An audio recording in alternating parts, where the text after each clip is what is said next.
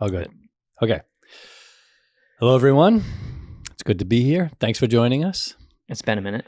It's been a minute. Yes, it has been a minute. Today's podcast focuses on a phrase shared by a coach of ours.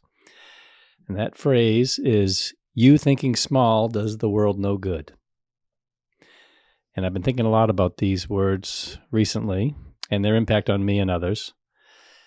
And I listened to a recent podcast of Mel Robbins and a host of others that have kind of brought this closer to the forefront of my mind.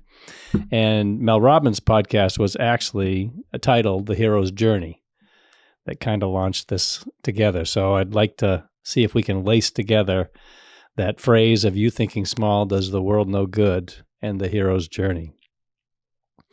And the goal would be to inspire everyone to launch on their hero's journey.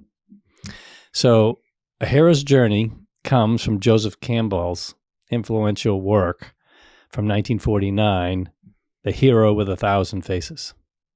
And you've started reading that. Yeah, which I stopped starting reading it. Yeah, I have not read it. I like to read what I talk about. I haven't delved into this one yet. And I think it's pretty packed, we'll say. It's probably pretty deep. Yeah, it's like you could talk about Roman history without having read the comprehensive 12-volume series on Roman history. You could know a little bit about it, enough to talk about it, and share some insights. This is like the most comprehensive book on, as far as I'm aware, on the hero's journey. Yeah. So the book analyzes the concept of the hero's journey and its various stages. The common example is a lonely hero who is trying to find himself. The hero's journey can be boiled down into these three essential stages. The departure, the hero leaves the familiar world behind. The initiation, in which the hero learns to navigate the unfamiliar world. The return returns to the familiar world, so the hero comes back. And as you said, if this sounds familiar, let's pick a movie. Let's pick a Marvel Comics, you name it. Think of Luke Skywalker in Star Wars, Frodo in Lord of the Rings, Harry Potter, Thomas Anderson in The Matrix. These are all unassuming, unsuspecting people who all of a sudden, in some way or another, get this call to adventure, to initiate something. And they ultimately, but begrudgingly, accept that along the way. And I found this really cool diagram, infographic it's called. And it's Harry Potter. He lives in a cupboard under the stairs at 4 Pivot Drive. That's his ordinary world. He gets his call to adventure, and Harry receives a letter to attend Hogwarts School of Witchcraft and what that unfolds for him. Luke Skywalker lives on a moisture farm in Tatooine. And, that's his ordinary world. And then he gets his call to adventure. And then what does he end up doing? R2-D2 gives him a message through this. It's like a recording that comes off of this droid from Princess Leia, and you've got to help save the world. And he doesn't want to save the world. He's not capable of that. He doesn't have the tools or the equipment, or he doesn't like the evil empire, but he's not in a position as far as he's concerned. And yet the call comes stronger and stronger, and he meets Obi-Wan Kenobi and ultimately becomes what he is. There are many other examples, but, Thomas Anderson, who lives a double life as a regular citizen and as a Neo, a hacker. That movie is pretty packed with the ordinary becoming supernatural. So just examples of that whole process. And I pulled a bunch of information from websites and other places. It begins with the departure, and you get this call to adventure. And it's something or someone interrupting the hero's familiar life to present a problem, a threat, or an opportunity. As we go through this, the whole idea is, okay, what's in my life right now that's a call to adventure? What am I thinking about? And it could be the smallest of things. It could be the biggest of things. And back to you thinking small does the world no good. You can think big. You got to act big. Again, so you have the departure, the call to adventure, refusal of the call. So there's this unwillingness to step out of the comfort zone, unwillingness to face fear. the hero initially hesitates. Then I'm not going to go on this journey. I'm just not ready. You have the supernatural aid, so a mentor steps in. Again, it's Gandalf. In Lord of the Rings, it's Obi-Wan Kenobi and Star Wars. So Morpheus in The Matrix. In The Matrix, yes. And they give them the inspiration they need to accept that call to adventure. Then there's Crossing the Adventure, in which the hero actually embarks on their quest, takes those first steps. They talk about the belly of the whale. I assume that's a reference to Jonah. The hero crosses the point of no return, encounters their first major obstacle. I think probably Lord of the Rings is the one that probably has the most examples of that. There are just so many times when he starts the journey and he becomes bewildered and can't see how he can go forward. And then he has these people that help him carry along. Then there's the initiation. As I just started to say, that the hero must go through a series of tests or ordeals to begin his transformation. And often the hero fails in many of these tests. And the question is, will they come back to the trial or another trial and accept it and have success? There's the meeting with the goddess. The hero meets one or more allies who pick him up and help him continue his journey. The woman is temptress. I assume this can go as male or female. It could be a male of temptress as well. The hero is tempted to abandon or stray from his quest. There's an atonement with the father. The hero confronts the reason for his journey, facing his doubts and fears and the powers that rule his life. This is a major turning point in the story. Every prior step has brought the hero here, and every step forward stems from this moment. So that atonement with the father, major turning point. The apotheosis is the next one. As a result of this confrontation, the hero gains a profound understanding of their purpose or skill. Now they've got it. They're aligned with their purpose. They're prepared for the most important part of the adventure. And then the ultimate boon, the hero achieves the goal he set out to accomplish, fulfilling the call that inspired his journey in the first place. Luke Skywalker defeats Darth Vader. Well, don't spoil it. Don't spoil it. And anyways, that's the third or fourth movie. Yeah. Don't get me started. So then the next phase in this, or stage, is the return, which is a refusal to return. So the hero has been victorious, and he's reluctant now to leave this life and go back to the ordinary life. There was so much magical in the other life. And the magic flight, the hero must escape with the object of his quest, evading those who would reclaim it, which is interesting. That one, and I'm sure these movies, these stories are all touching on different parts of this. I think about the magic flight. So in Lord of the Rings, Frodo his quest is to destroy the ring. So he doesn't return with the ring. I guess he returns with the victory of destroying the ring. Yeah, I think this is like a micro part in stories where they're either tempted to abandon the journey and keep whatever for themselves, like he wants to keep the ring for himself at the end, or people capture him. He's captured by Faramir, Boromir's brother, or Boromir in the beginning wants to take the ring for himself and his people. So they have to evade, they have this thing and people want to use it for themselves. And in real life, it's maybe you've acquired a talent or a skill. Maybe you're an artist or a singer, and a manager wants to use your skill to benefit themselves versus allowing you to just do your thing. I think there's a lot of layers to that. And I think in stories, it's more of a small part in the thing. It's not like the end. Yeah. And so the magic flight, then the rescue from without. Mirroring the meeting with the goddess, the hero receives help from a guide or rescuer in order to make it home. You need a mentor or somebody to help get you there. And then the master of two worlds. We see the hero achieve a balance between who he was and the journey and where he is now. Often this means balancing the material world with the spiritual enlightenment that he's gained. And how do you move forward with that new enlightenment and that new sense of purpose? And then the freedom to live. We leave the hero at peace with his life. And to me, that is the ultimate in a hero, and a hero's journey is to be at peace at the end of life. And, I apologize to those who are not movie folks, but maybe you recognize it from another story, but I think about Marvel Avengers, and you'll do better than I will at this, Benjamin, in which one it is that Captain America gets to go back in time and gets to see his house, and then he returns, and he's sitting on the bench.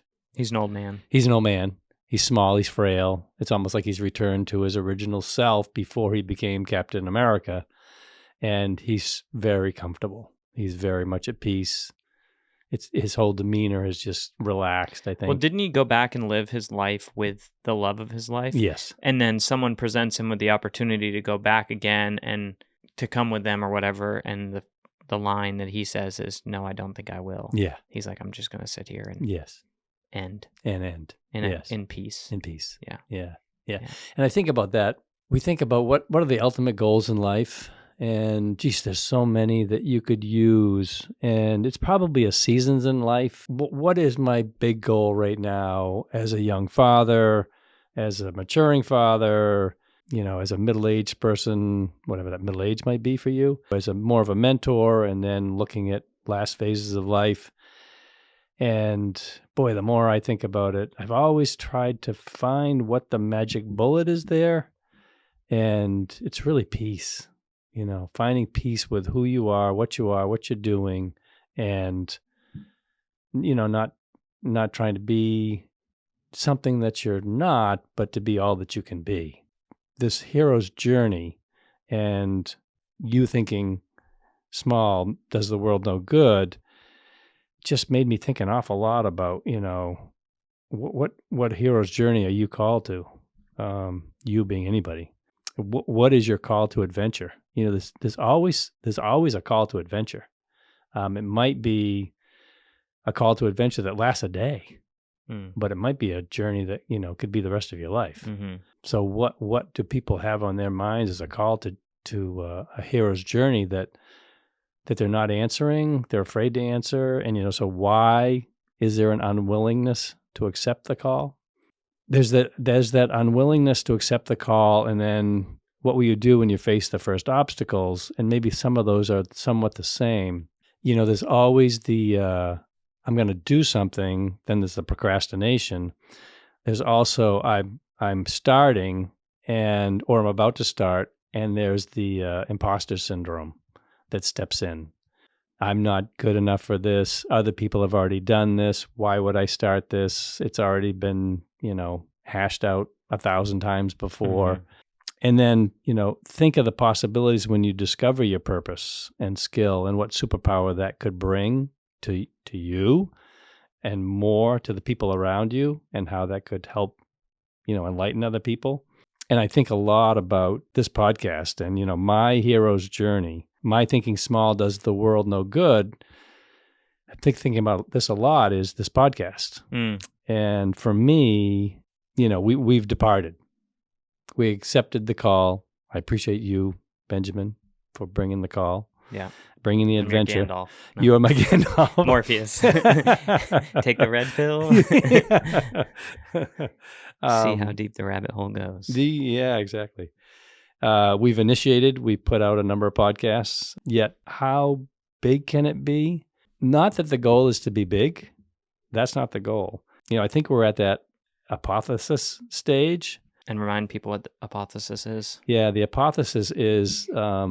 i.e. me. Remind me. Yeah. Well, I must admit, I looked at it too. I could use a little reminding. The hero gains a profound understanding of their purpose or skill. They're armed with this new ability. The hero prepares for the most difficult part of the adventure. Mm-hmm. And to me, difficult parts of this adventure are consistency, staying out, continuing to put podcasts out, continuing to have content that is valuable to people, not just an hour of recording talk. No, right. That's not the goal at all. Who you and I talking, this is wonderful. It's great because we get to say what we want to say. I think having guests on who are of influence is very helpful to people because although there may not be the direct message that comes from those, you can learn from people who have done things that are hard for them, that are their own hero's journey. So I think a lot about how, for me, my hero's journey is us giving great content and inviting guests in who are on a level that I don't think would accept an invitation. Mm. And I have a list of people that I really want to have come on here, and I'm doubting. I am in the imposter syndrome of, why would that person want to talk to you? Right. And so I got to step out of that. Right. Or I'm going to be, avoiding my hero's journey. Right. Yeah. And I encourage people to, who would you like to hear from? I think that would be great. And I guess to dip into some of those people that are on my list of who I would love to hear, Jonathan Romy, who plays Jesus on The Chosen. He just did a documentary on Netflix. And it's about Jonathan as Jesus. And really well done. He's an amazing guy. I think about Father Mike Smits, Minnesota, does the daily Bible in a year, and other things. I'd love to have him on. There's a long list of people, and I don't need to tell all of them, but those are people, I don't know them. I don't have a connection to them. Right. I've also spent most of my life figuring out how to connect with people that I don't know, but I would say that later in life, I've done that less. I did it a lot more when I was younger, and I think about the times that I did it, I'm kind of surprised. I guess it was just, you just have to do it. Right. Well, I was listening to Dave Ramsey on Theo Vaughn, and on his podcast, and he was talking about how in the beginning of I don't know who this is. Dave Ramsey. Yeah, I know that. I know Dave Ramsey. Theo Vaughn is a comedian. Okay. He just has a podcast. Okay. So Dave Ramsey's a guest on it. And Dave Ramsey was talking about in the beginning of your career, you were, working 60, 80 hours a week, whatever, trying to scrape and claw and whatever, but that's not the goal long term to do that for 20 years. You can't have a family, you can't have friendships, you can't have community if that's how you're living your life. Well, we're in a way overhauling using this podcast.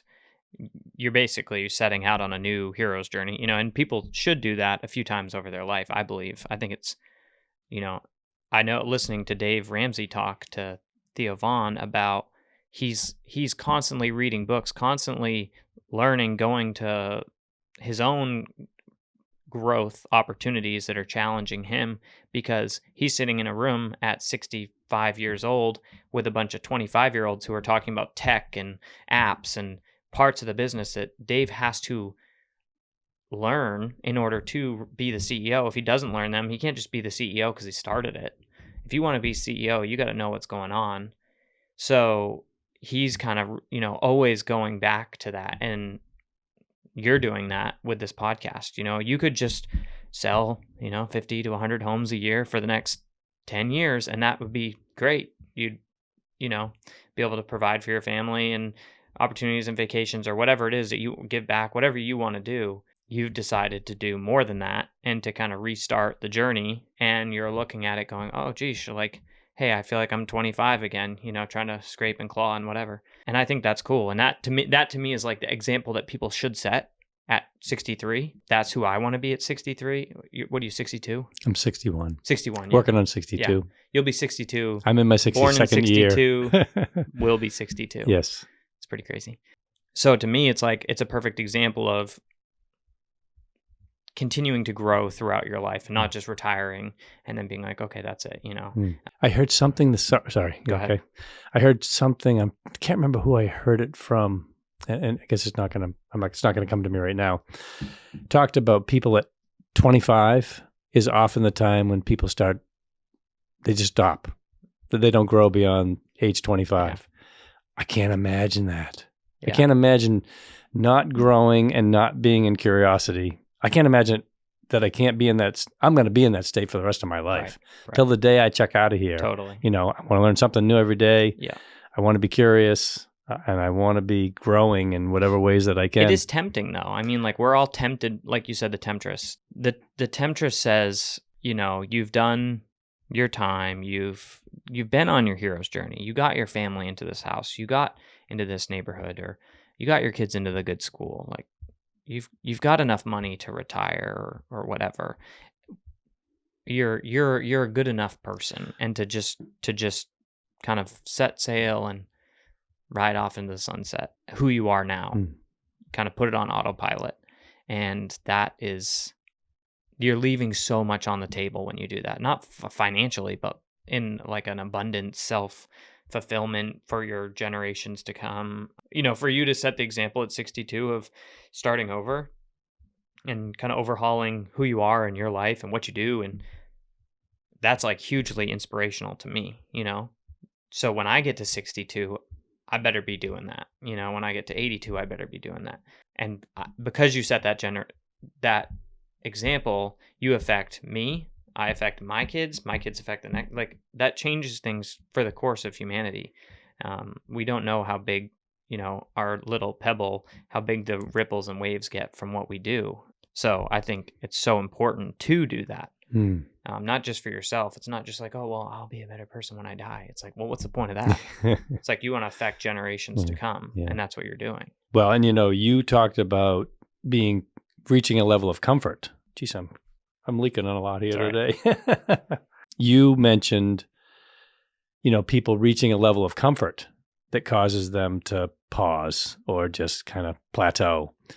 And I think about the people who, I think also of the people who have stopped because somebody put them in their place, or they felt they're in a place that they can't do anymore, that they generationally have been stuck at a place where they're never going to have more, or not the comforts that they're looking for, or life is always going to be like it has been for them, like the way they grew up. And how could they somehow or other find a hero's journey to be the first? Ed Milet talks about be the first. Be the first in your family, generation, zip code. Yeah, it doesn't have to just be family related. Be the first from where you are at to be more than that. And there's so many small examples of this. Somebody who I've got a friend, because anybody that I've met is a friend. So this friend, I see, social media messages once in a while, struggles with depression, struggles with alcohol use, and he's open about it, which I think is great. What's his hero's journey? Well, it might be huge, but his hero's journey begins when he says, every day, every minute, I'm not going to have a drink. His latest posts have been on, no alcohol for so many days. Well, I hope it becomes so many months, and then it's years. That's what a hero. Totally. To not pick up a glass of alcohol. I mean, that is his routine. That is what has put him in his place of peace. He has found peace in alcohol that makes everything go away. Right. And how does someone move from that to finding another source of peace that empowers them? I mean, that man could have a superpower that could change the world. Right. At the same time, if it just changed his world, it would change things dramatically. Right. And all those around him, I just think about the people who have overcome an addiction like that are the greatest heroes in the world.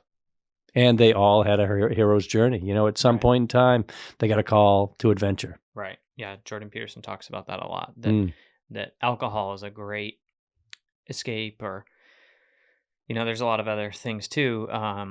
You need some greater adventure that you're gonna decide to go on in order to stop doing that. That you can't just like sit at home and grit and bear and not do it. You have to go out and do something, be a part of something greater than yourself in order to do that. And man, like you said, and a lot of people with addiction started either situationally, it was it was forced on them, or they made choices at such a young age where you wouldn't be tried as an adult if you committed a crime.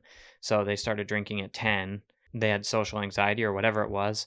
10, they find alcohol, and then by 15 it's over. A decade or two of that, and it's seemingly hopeless. And people that you are at that point, you're essentially a victim to alcohol. But the people that don't play victim and accept the responsibility, whether it's their fault or not, it's their responsibility, and then do it. I mean, talk about, like you said, inspirational. I've heard a lot of cool stories of people, but when you hear someone that beat that, it's like, wow. I mean, yeah, go out and Google Mike. I think it's Mark Wahlberg's brother, and his story. It's amazing. There's a documentary on him, and he was that story. He was I can't remember how old he was, if he was 8 or 10 when he had his first drink, and by the time he was 14 or 15, he was a ward of the state. Ended up in prison, and he started talking to a priest, and the God that he knew was so different from the God that this priest presented to him. A God of love versus love. Yeah, shame versus love. And it just so happened that the priest told him that there was somebody coming to visit the prison, and it was Mother Teresa. Mm-hmm. So she comes in and speaks to this whole, there's a little footage in the documentary showing her speaking to the inmates, and he said she spoke directly to me and changed who I was and what I'm doing, and it was just an amazing story, and how he's using that now to be on his quest. Yeah, that's good. So what else? I guess kind of there's two things. I got to cover at least two things, and one, I don't want to forget them, so I'm saying two. Okay. One is, again, I don't care how big this gets. The podcast. How many listeners you have. I don't care how many listeners we have. I want to reach someone who needs to be reached to say, I'm changing my life. I'm either going to change it in a huge way or in a small way because of something that they heard. That's the ultimate. The second thing is, I am humbled to be here with you to share this. And it absolutely blows me away. It blows me away when I bring up a topic. I mentioned this book. You knew about the book. I didn't know about the book. I'm 62 years old. And it just tells me how much, you have packed into your little head there in such a short time. It's pretty dense. But the things that you've been exposed to and exposed yourself to, and I continue to be amazed at these topics that I bring up, and it's not like you've prepared, but they're just you've got a great sense of what's available and the retention levels. I don't know what greater gift I could give to somebody. Well, talking about the second one first, I'm going to go to the first one. I am who I am because of you and Mom. And Mom was shoving Chicken Soup for the Teenage Soul and Jack Canfield and, money books at us from day one. I mean, she is self-taught, self-made, worked her butt off to get where she is and get us. I grew up a child of privilege, 100%. I mowed a few lawns once to buy a snowboard. I didn't have to do a lot for what I have. I worked harder after when I became an adult because I realized that if I wanted my kids to grow up a child of privilege, it wasn't going to come from the generation before me to just give them whatever. I had to do it. Mom did what she did from nothing to where we were. And so she's kind of, and really grandmother too. I mean, they were hardworking women. And a lot of that isn't just, working hard, it's working smart. And that's what I learned was you need to read books, you need to meet people, you need to ask questions, you need to be super curious because you don't know what question you're going to ask or what book you're going to read or podcast you're going to listen to or whatever that is going to unlock something in you that's going to make it so much easier for you. And so that's what I've just been like. I mean, I remember when I was 16 reading these books that, would be seemingly boring, but I'm like, if this is a shortcut, I'm all about shortcuts. Let's read this boring book to get a shortcut. And there are a lot less shortcuts than I thought.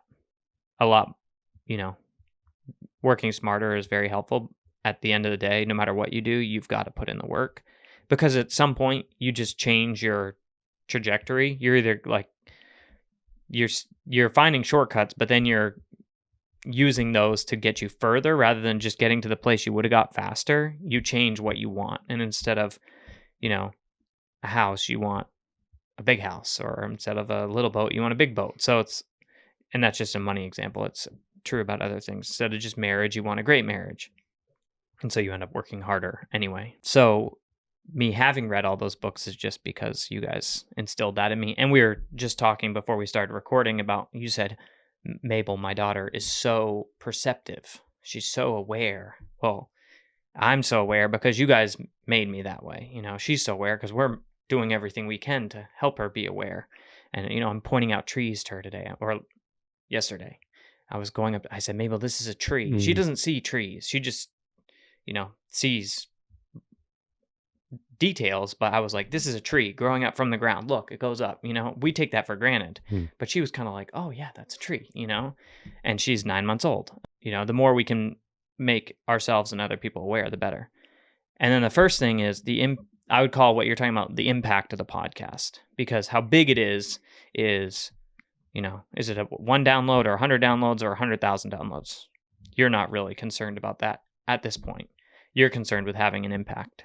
And a big impact, is that a lot of people or is that a few people really drastically? If you could save 100 people's lives off a ship, that was sinking, or you could talk to 1,000 people and give them a tip that would help them make more money, what would you do?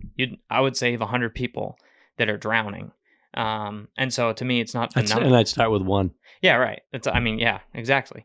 So it's not so much that we want to impact a lot of people in a small way. It's that we want to have a big impact on as many people as we can. And one of the great things about this that I've said from the beginning is we are not affected by scale. It doesn't cost us any more to record this podcast for 100 people or 100,000 people.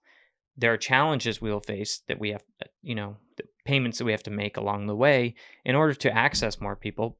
However, if we take care of the 50, 100,000 people that listen, the rest will take care of itself. I was listening to someone with Joe Rogan the other day they were very interesting, and they asked him, how long did it take before you made any money from this podcast? And he said 5 years. And he wasn't doing it for the money. He was just doing it because it was fun and what he liked doing. And to me, I have said that you started this podcast from the beginning because so many people want to spend time with you, Rick Bisson. And so in our real estate schedule, there is room for a few hours a day for you to call people or visit people. And you cannot fairly give your time to all those people and your family and your work. And I said, let's get you in front of more people and have the conversation that you want to have with one person, me or another guest, and let that impact the people that don't get to see you, because we're making a choice. Either you go visit this person, or it's a zero-sum game. This person gets Rick Bisson or that person gets Rick Bisson. This is a non-zero-sum game where you're in the room with one person and they get you and you get them, and then as many people as are interested get to access you through that. So that to me was why I wanted to embark on this. And, I've had my own hero's journey with this too. I didn't want to be on the podcast as much as I am. Okay, well, get over it. People want to hear what you have to say. People want to see me and you interact, father son. It's cool. Whatever. It doesn't really matter. I've put my own money into it. I've, like all this stuff. It's like, okay, we're doing this, whatever it is. It's organic. It's a living organism. It's not a formula or something like that. So we're figuring it out. And I think it's great that we're aligned on having a big impact with a few people versus, we're chasing to me, the reason I've been apprehensive to chase the next big guest is because I don't want to care about status or prestige and I don't want to influence you with that. But I do, I've heard, I have friends that have podcasts and they have one of them has a big audience. And they're always getting asked by people like, why don't you just have a regular person on? And he's like, why would I have a regular person on? Like, like what, they just want them or someone just like them to be on. It's like, I don't need to be on the biggest podcast in the world. What is anyone going to on the biggest? No, have the biggest people on the biggest podcast. Have, someone of great influence on a great podcast. Have someone of medium influence on a medium podcast. Don't reach down, reach up. And so that's what we're trying to do is reach up to bring more value, more impact to people and it doesn't have to be how much someone makes. It could be someone who makes no money or doesn't influence a ton of people, but has had like radical crazy experiences, like someone that saved someone's life or that went through something hard and overcame it. It doesn't have to be, someone with 50,000 followers on YouTube or what. That's the numbers thing. We're talking impact. And so well, I think we can, in this small way, we can introduce people who are having a huge impact, and they might be someone that they would never have had the chance to hear from. And their message is amazing. Totally. Yeah. And if at the end of the day, all we do is say we bring up the 5 podcasts that we listen to and people go listen to those instead of us, I don't care. To me, like if someone starts listening to, like you really like Mel Robbins, if someone starts listening to that podcast instead of us, great. Yeah, great. We grew her. Yeah. She's awesome. More people should listen to her. Yeah. And everybody has a superpower. And the sooner you discover what that is, and that superpower may transform from one thing to the next, but when you realize what that superpower is, and you get in that lane, and you only put the blinker on once in a while, but you got your foot on the accelerator, man, you can do some amazing things. Yeah. Well, that's my desire with this podcast has been to get you in your lane and doing what you should do. Like I'm thinking about it as we're talking through all this and I'm like, all the things that I'm trying to convince you not to do that are either a waste of your time. And I'm not talking about spending time with people. I'm talking about like, we were talking about doing the boathouse or whatever, like replacing some doors. I'm like, no, like go do some research, go talk to a person, go get plugged in where you can do more of this. Like, cause this is the time I want to spend with you, not changing out a door that, isn't going to be fun for me. If you want to do that with someone, find someone else kind of thing, find someone you want to do that with more than me or next after me because I don't want to do it. It would be next after you. Yeah, right. My thing is like, let's get you doing more of what you want to do, which is this, or aspects of this that, outside work to improve this. And I'm going to use the word reluctant, maybe, because I'm not, it's just me. I don't want to dwell on that. At the same time, at the end of the day, when I review the day, it's usually my regrets are, I didn't get a chance to talk to this person or that person or that person. I didn't get a chance to help them, influence them, impact them, encourage them, support them, all the things that I didn't get a chance to love them. Yeah. I didn't get the chance to show them how much I love them. Right. Yeah. I think showing up for this podcast is the highest and best use of you loving people. I think there's ways in which you're already doing X, Y, and Z. You go to a ton. People maybe don't know this, but Rick basically professionally goes to funerals at this point, wakes and funerals, and because you're at that age where people that influenced and were a part of shaping you are passing on, dying, and people that are your age that either have illness or just didn't get the chance to live as long, you're going to those and some younger, but really those are very tragic, obviously. So that to me, every time I hear that you've been to a funeral, I'm like, oh my gosh, like there's no one better than seeing you at a funeral. Says the right thing, comforts, loves, just lets you be, doesn't try and dismiss it. So that's like there's helping people that are in a sticky situation sell their house or buy a house, and you're always super patient. There are these things that you're already doing, but there's this like zone of proximal development for you that you are carving out time. What am I going to do with this 20% time? And this is it to me. And this is better than going and getting involved at XYZ organization or, meeting up with this person or whatever. Cause it's not that those things aren't great. It's, to me, this is the highest and best use because more people have access to you. And that's what I know the world ultimately needs is more access to you. And kind of jumping back to my guest list, Bob Goff. Man, I would love to have Bob Goff on the show. Yeah. It would be quick because right. That's his style. Yeah. But man, so Bob Goff, the author of Love Everybody Always, Love Does, and his own podcast, the Dream Big podcast, just been hugely impactful in my life, changed my life, empowered me, helped me discover my superpower in a big way. Well, I was talking to Chris Toy about the hero's journey right after we recorded a podcast with him. He's the one that told me about A Hero with 1,000 Faces. And so I downloaded it immediately. And it is like, it's verging on painful to read because it's so dense and so full. Chris told me that when the student is ready, the teacher appears. And that could be your latest podcast host, whatever. It could be a book you picked up by some so-and-so author. It could be someone who just walks through the door at your business or you walk into a business and this person's just like highlighted to you. We've hopefully all had that experience where someone just kind of changes your life, but they don't have to be in person. Those people, I mean, to me, like your heroes are who you want to interview. I could list 10 people that I would love to sit down and have a conversation with. And I think I'm not worried about getting there fast because to me, you want to be ready for that. Whenever you sit in a room with, I've been around Jocko Willink a few times, and a couple times I've like talked to him, and it wasn't like fanboying, like, hey, Jocko, I'm a big fan or whatever. It was like a conversation we had. He asked me about what I did, and, I told him, and I haven't struck out in any of those conversations, but I haven't always hit a home run, maybe a base hit or whatever. And you're just like, man, you think you're ready for that? You are not.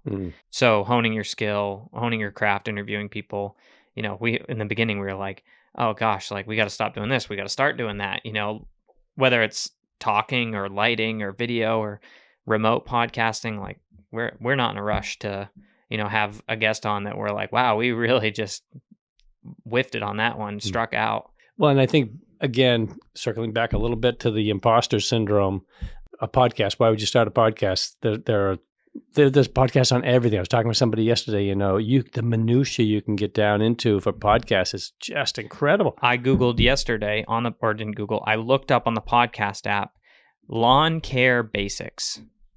I am trying to get my lawn in shape.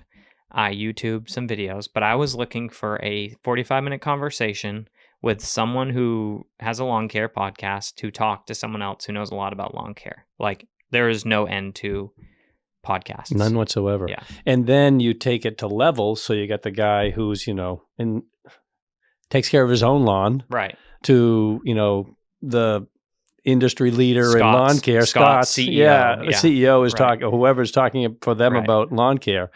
So it's all those different levels. It's all available. And so how could you produce new content? Are you borrowing content from somebody else? And the answer is yes. Right.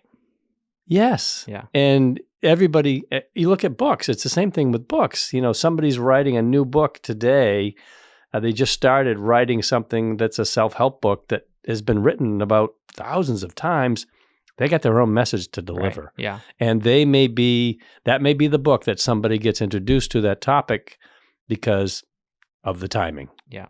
and the release date Yeah. and all those things. So Yeah. yes to a podcast and yes to the message. And yes, I think the trick there, or not the trick, but the key there is to recognize, when you think of it, to say, I want to thank so-and-so for what I just listened to, and I'm going to talk about it today, and we're going to bring something from somebody else into, to give people the credit, so that somebody who may not want to listen to us, but may want to listen to Bob Goff, Right. let's say. Or we bring Or up Read by Red. one nugget of it, and they're like, that was a good nugget. I want the 10 Yeah. others that are buried in that episode. Right. I'm going to go listen to that. Yeah. I think about, we went through this a decade or more ago when started selling real estate, and you're sitting in a room with John Hatcher and who are some of the others? Scott and Sonny Townsend. Yeah.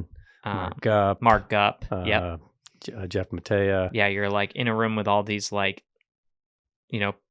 pinch hitters who just crush. Legends. Yeah, and you're like, oh, I'm going after a listing and you're going after the same. Like, why would I do this? How am I, and this is always said over and over again, is when you go up against someone more experienced than you say, yeah, they've got more experience, but I'm going to work harder than them. They don't need to work hard. Listings come to them, or business or whatever comes to them. They're riding off into the sunset. I'm going to hustle. I'm going to be when the phone rings, I'm going to answer. And the opposite is true, that when you go up against the young guy, you go, well, this guy's never done anything. And, it doesn't matter. More people in the marketplace means competition, means improvement, means development, growth. Podcasts were audio 10 years ago. Like, some people did video, but now it's like any podcast that's big has video as not just an element, but like most of them are becoming production quality video. I mean, I wouldn't put us in that category. We think it is for us, but I mean, what these people, they have, they have lighting, studios. they have, studios. We have a studio. They right. have a studio. Yeah, totally. There's levels to anything. And for me, I want to operate at the highest level I can. And so I'm always, what's this next little piece of gear? Or, we've tried different mic setups. We've tried different lighting setups. This room is it for now, but I'm always thinking about, what about a bigger room? What about a garage? What about a warehouse? What about, whatever, because I'm interested in it being better, and how can we make it more accessible to people? Dave Ramsey records, I just learned this, in front of a glass, and there's an audience behind the glass. So you can go to Dave Ramsey's studio in Nashville, and you can watch him record with whoever the guest is live in front of a soundproof glass, and you can be sitting in the audience listening to him record a live podcast. Like, that's pretty cool. Yeah. Not many people are doing that. Right. But he has a whole campus, so good for him. That's cool. I like that. So yeah, I think we're on our journey for sure. Yeah. Well, I think time-wise, we probably need to wrap up. I do want to close with this poem, of which I was unable to find who would be credited. I will take credit. Who the writer is. Our deepest fear is not that we are inadequate. Our deepest fear is that we are powerful beyond measure. It is our light, not our darkness, that most frightens us. We ask ourselves, who am I to be brilliant, gorgeous, talented, fabulous? Actually, who are you not to be? You are a child of God. Your playing small does not serve the world. There is nothing enlightened about shrinking so that other people won't feel insecure around you. We are all meant to shine, as children do. We were born to make manifest the glory of God that is within us. It is not just in some of us. It is in everyone. And as we let our own light shine, we unconsciously give other people permission to do the same. As we are liberated from our own fear, our presence automatically liberates others. So, be on your hero's journey, large or small. Love you, Benjamin. Love you too.